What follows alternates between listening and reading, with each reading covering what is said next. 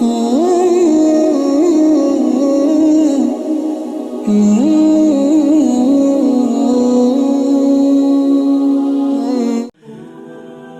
اللہ الرحمن الرحیم۔ قال النبی صلی اللہ علیہ وسلم یقول رب تبارک و تعالی من شغلہ القرآن عن ذکری و مسئلتی اعطیت افضل ما اعطی السائلین وفضل کلام اللہ تعالی علی سائر الکلام کفضل اللہ علی خلقہ، صدق رسولہ النبی الکریم۔ یہ حدیث مبارکہ حضرت ابو سعید خدری رضی اللہ تعالیٰ عنہ سے اس کی روایت ہے۔ اللہ رب العزت فرماتے ہیں، حضور علیہ الصلوۃ فرماتے ہیں کہ اللہ رب العزت فرماتے ہیں کہ جو شخص قرآن کریم کی تلاوت اتنی کثرت سے کرے کہ اس تلاوت کی کثرت کی وجہ سے اس کو نوافل پڑھنے کا موقع بھی نہ ملے اور اس کو دعائیں مانگنے کا موقع بھی نہ ملے اور وہ ہر ٹائم تلاوت ہی کرتا رہے، تو اس شخص کو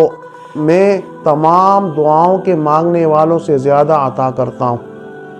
اللہ رب العزت فرماتے ہیں کہ جو شخص میرے کلام میں اتنا منہمک ہو جائے، اتنا مصروف ہو جائے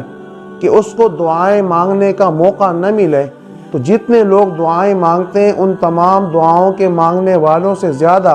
میں اس تلاوت کرنے والے شخص کو عطا کرتا ہوں۔ اور اللہ رب العزت فرماتے ہیں کہ فضل کلام اللہ علی سائر الکلام کا فضل اللہ علی خلقہ۔ آپ علیہ السلام فرماتے ہیں کہ اللہ تعالیٰ کے کلام کو تمام کلاموں پر ایسی فضیلت حاصل ہے کہ جس طرح خود اللہ تعالیٰ کو تمام مخلوقات پر، چونکہ قرآن کریم یہ اللہ رب العزت کی صفت ہے اور باقی دنیا کی تمام چیزیں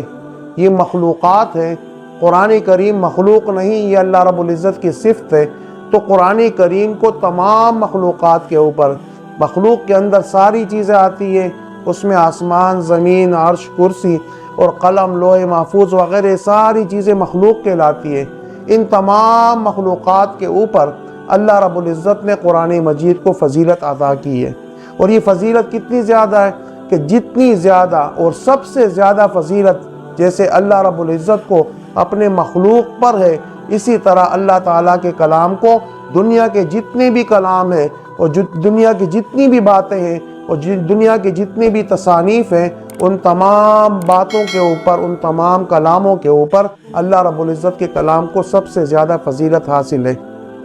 اس لیے عربی میں کہا جاتا ہے کہ کلام الملوکی ملوک الکلام، کہ جو بادشاہوں کی باتیں ہوتی ہیں وہ باتوں کی بادشاہ ہوا کرتی ہے، بادشاہوں کی جو باتیں ہوتی ہیں وہ باتوں کی بادشاہ ہوا کرتی ہے، چونکہ اللہ رب العزت تمام کائنات کے بادشاہ اور شہنشاہ ہیں، اس لیے اللہ رب العزت کے کلام کو بھی تمام کلاموں کے اوپر فضیلت حاصل ہے۔ تو ہمیں بھی چاہیے کہ ہم قرآن کریم کی تلاوت کے لیے روزانہ کچھ نہ کچھ وقت نکال کر اس کی تلاوت کا اہتمام کریں، اس سے ہماری زندگی میں، ہمارے مال میں، عمر میں، صحت میں، گھروں میں انشاءاللہ اور پورے ملک کے اندر خیر و برکتیں نازل ہوں گی۔ اللہ رب العزت سے دعا ہے کہ اللہ تعالی ہمیں قرآن کریم کی تلاوت زیادہ سے زیادہ کرنے کی توفیق عطا فرمائے۔ وما علینا الا البلاغ المبین۔